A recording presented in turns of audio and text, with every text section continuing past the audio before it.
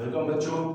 जैसा कि हम लोग सॉल्यूशन का रिवीजन कर रहे हैं, अभी हम लोग देखेंगे कि राउट्स लॉ पर कैसे न्यूमेरिकल लाते हैं। तो राउट्स लॉ पर दो तरह के न्यूमेरिकल आएंगे बेटा। राउट्स लॉ दो तरह से डिफाइन किया गया है, एक वोलेटाइल कंपोनेंट के लिए और एक नॉन वोलेटाइल कंपोनेंट के लिए। तो क्वेश्चन एग्जाम में दोनों तरह के आएंगे, जब दोनों स्वरूप के दोनों कंपोनेंट क्या होंगे, वोलेटाइल होंगे। एक में होगा कि एक वोलेटाइल होगा एक नॉन वोलेटाइल। तो कैसे सॉल्व करेंगे? तो हम लोग जानते हैं राउट्स लॉ होता क्या है। तो राउट्स लॉ पता है कि उसके लिए फॉर्मूला हमारे पास है PS इक्वल टू क्या लिखेंगे हम लोग, P not A plus P not B, P not A XA plus P not B XB। ये याद रखना आप लोग। और यहाँ पर हम लोग अगर लिख देते हैं PS इक्वल टू, अगर यहाँ पर देखो XA और प्लस XB की वैल्यू सबको मालूम है कितनी होती है 1, तो यहाँ से XA इक्वल टू क्या हो जाएगा 1 माइनस XB हो जाएगा। अगर इसकी वैल्यू को इसमें पुट कर दिया जाएगा तो PS इक्वल टू क्या हो जाएगा P नॉट A, अगर XA की जगह पर क्या लिखेंगे हम लोग 1 माइनस XB, बिल्कुल सही, प्लस P नॉट B यहाँ पर XB। अगर ब्रैकेट हटाए हम लोग तो क्या लिखेंगे P not A minus P not A XB plus P not B XB। यहाँ से अगर कॉमन ले लिया जाए XB तो क्या बचेगा यहाँ P not A minus XB। अगर कॉमन ले लेंगे तो P not A minus P not B। ये फॉर्मूला हमारे पास आ गया। तो दो तरह के फॉर्मूले आ गए हमारे पास। ये दोनों वोलेटाइल के लिए है, याद रखना दोनों ही वोलेटाइल के लिए है। ये कब यूज करेंगे, जब XA और XB की वैल्यू दी जा रहा है, मतलब मोल फ्रैक्शन दिया रहा है, कंपोनेंट का मोल फ्रैक्शन दिया रहा है, तब ये यूज करके हम लोग PS निकालते हैं हम लोग। और अगर XA और XB पूछे, XA और XB, तब हम लोग फॉर्मूला ये यूज करेंगे। जैसे हम लोग इस पर क्वेश्चन देखते हैं, एक क्वेश्चन लिखते हैं कि the vapour pressure of pure liquid A is 400 millimeter Hg and vapor pressure of pure liquid B is 600 millimeter Hg and vapor pressure of solution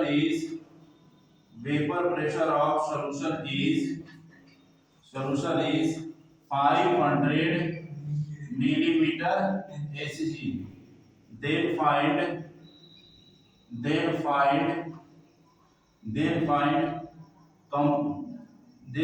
composition of A and B। Composition का मतलब mole fraction of A and B। इस case में हम ये वाला formula use करेंगे बच्चों, ये वाला, ये सेकंड वाला फॉर्मूला। जैसा कि मैंने बताया था, जब मोल फ्रैक्शन पूछे तो ये वाला फॉर्मूला यूज कर देंगे। तो सबसे पहले तो हमारा काम रहेगा एग्जाम में कैसे नंबर मिलते हैं। तो गिवन जो हम लोग लिखेंगे यहाँ पर क्या लिख सकते हैं हम लोग, PS की वैल्यू कितना दिया है 500 मिलीमीटर Hg दिया है, और यहाँ पर P नॉट A की वैल्यू कितना दिया है 400 मिलीमीटर Hg दिया है, और ये P नॉट B की वैल्यू कितना दिया है बच्चों 600 मिलीमीटर Hg दिया है। गुड। अब क्या करेंगे, सभी वैल्यू को निकाल कर इसमें पुट कर दिया जाए। यहाँ PS की जगह पर क्या लिखेगा 500, इक्वली फॉर्मूला लिखना जरूरी है। मार्क्स मिलते हैं इस पर हाफ नंबर मिलेंगे मार्क्स, याद रखना। ये स्टेप वाइज मार्किंग होती है एग्जाम में। तो PS की जगह पर 500 लिखेंगे, P नॉट A की जगह पर क्या लिखेंगे हम लोग 400, माइनस XB निकालना है वैसे लिख दिया जाए।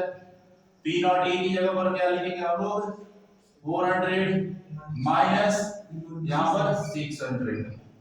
अब इसको सॉल्व करेंगे तो 500 इक्वल यहाँ पर 400 माइनस XB, यहाँ पर माइनस 200 आएगा। अब देखो ये ब्रैकेट से बाहर आ जाएगा तो माइनस कैंसिल हो जाएगा ना। ये 400 ये प्लस 200 XB बचेगा।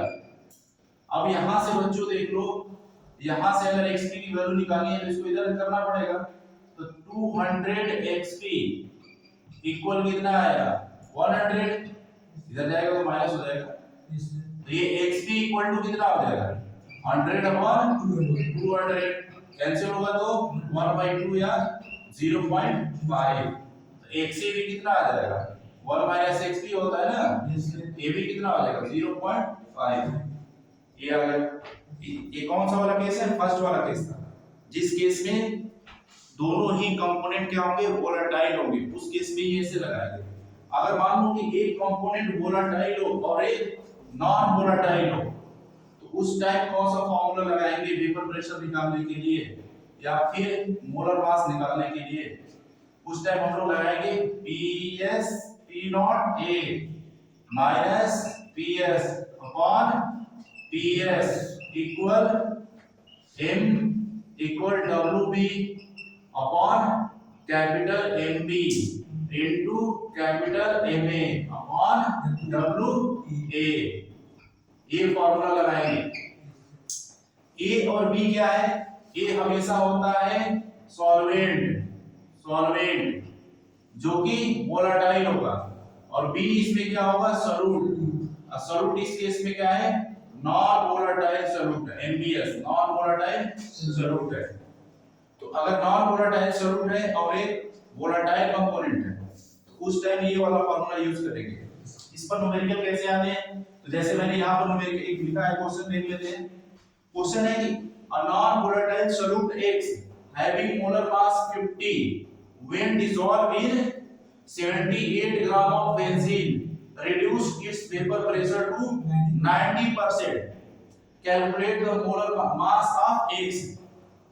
कहने का मतलब ये है कि कोई नॉन वोलेटाइल सॉल्यूट है, उसका मोलर मास 50 है, अगर उसको 78 ग्राम बेंजीन में डिसॉल्व कर, बेंजीन लिक्विड होता है, बेंजीन में डिसॉल्व कर दिया जाए तो उसका वेपर प्रेशर डिक्रीज होकर कितना हो गया है 90% हो गया। तो पूछा है कि कितना ग्राम उसमें सॉल्यूट को नॉन वोलेटाइल सॉल्यूट को डिसॉल्व किया गया है। तो यहां पर देखो नॉन वोलेटाइल जैसे दे दिया है, तो उस केस में ये वाला फार्मूला यूज करेंगे। अब लिख लेते हैं गिवन क्या दिया है, वहां पे लिखेंगे गिवन। तो वहां पर देखो दिया है मोलर मास, सॉल्यूट के मोलर मास को कैसे लिखेंगे कैपिटल MB से। तो कैपिटल MB की वैल्यू 50 ग्राम पर मोल हो जाएगा, और वहां पर दे दिया है डिसॉल्व इन 78 ग्राम, मतलब बेंजीन क्या है सॉल्वेंट है, तो मास ऑफ सॉल्वेंट WA 78 ग्राम। इसके अलावा हम लोग मोलर मास यहां से बेंजीन का निकाल सकते हैं ना फॉर्मूले से। तो molar mass of benzene equal to कितना होगा, बेंजीन का फॉर्मूला है C6H6। तो यहाँ पर कितना हो जाएगा 12 into 6 plus 1 into 6 278 ग्राम पर मोल हो गया। अब क्या करेंगे, इस फॉर्मूले में पुट कर दिया जाए। इस फॉर्मूले में पुट, अगर हम लोग देखो अगर परसेंटेज का सवाल है, इसमें वेपर प्रेशर दिया नहीं है, बस दिया है कि वेपर प्रेशर एनपीएस को डालने पर वेपर प्रेशर 90% हो जा रहा है, रिड्यूस होगा। तो उस केस में हम लोग इनिशियल वेपर प्रेशर को क्या मान लें 100 मान लें, और परसेंटेज का सवाल है तो इनिशियल वेपर प्रेशर किसका होगा प्योर लिक्विड का। तो प्योर लिक्विड का हमने वेपर प्रेशर क्या मान लिया 100 मान लिया, तो वो बाद में रिड्यूस होकर कितना हो गया 90 हो गया है। तो 90 किसका होगा सॉल्यूशन का होगा, सॉल्यूशन का वेपर प्रेशर को 90 मान लिया। अब इस फार्मूले में सारी वैल्यू को पुट कर दिया जाए, तो इस वैल्यू को पुट करेंगे तो यहाँ पर P नॉट A की जगह पर क्या लिखेंगे 100, हम लोग फार्मूले में पुट करेंगे तो क्या लिखेंगे 100। अब PS की वैल्यू हमने यहाँ पर लिख दिया है, क्या लिखेंगे 90, ये वाला फार्मूला है इसमें देखो। और यहां से क्या करेंगे हम लोग PS नीचे है मतलब 90 I इक्वल क्या कर देंगे WB हमें पूछा है तो वैसे लिख दिया जाए I into molar mass, benzene का मोलर मास हमने निकाल लिया है, बेंजीन का मोलर मास कितना होगा यहाँ 78 है, तो 78 लिख दिया। नीचे क्या लिखेंगे हम लोग मोलर मास ऑफ सॉल्यूट दिया है यहाँ 50 इनटू बेंजीन का मास दिया है 78। अब इसको सॉल्व करते हैं तो ये कितना आ जाएगा 10 अपॉन 90 इक्वल, यहां से कैंसिल हो जाएगा ये, तो यहां पर क्या बचेगा WB अपॉन 50 बचेगा, ये 0 से 0 कैंसिल हो जाएगा, ये W9 WB इक्वल टू कितना आ जाएगा 50 आ जाएगा, ये WB इक्वल टू कितना आ जाएगा 50 अपॉन 9 इक्वल टू 5.5 ग्राम, 5.5 ग्राम हमारा आंसर आ गया बेटा। तो ऐसे हम लोग राउंड्स का क्वेश्चन आ सकते हैं, दो तरह के आएंगे, जब दोनों कंपोनेंट वोलेटाइल हो तो पहले वाला केस लगाएंगे, अगर एक बार नॉन वोलेटाइल दिया है कंपोनेंट और एक वोलेटाइल दिया है तो ये वाला फार्मूला याद रखना, ये वाला फार्मूला लगाएंगे। तो ऐसे राउंड्स का क्वेश्चन सॉल्व करते हैं। आई होप सबको समझ में आया होगा।